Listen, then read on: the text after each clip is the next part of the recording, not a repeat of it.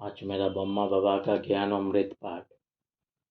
चाहिए गृहस्थों को सुखी बनाने वाली साधना। आज लोग ऐसे जीवन दर्शन को ऊंचा नहीं समझते जो मनुष्य को जंगल में अलग थलग बैठ आंखें मूंद कर साधने की प्रेरणा दे, बल्कि आज ऐसे जॉब की मांग है, ऐसी साधना की खोज है, ऐसे जीवन दर्शन की आवश्यकता है जो गृहस्थों को सुखी बनाए, कार्य व्यवहार में लगे व्यक्ति में खुशी और उल्लास भर दे तथा उसके जीवन से तनाव, मन मोटाव तथा दुख दूर कर दे।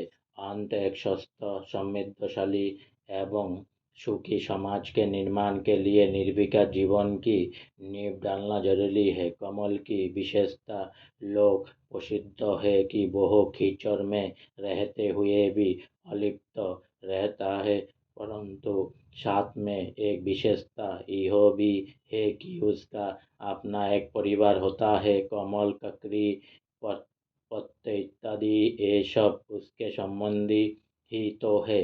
अंत जीवन को कमल क्षम बनाने का अर्थ है घर परिवार में रहते हुए अलिप्त, पवित्र एवं निर्विकार रहना।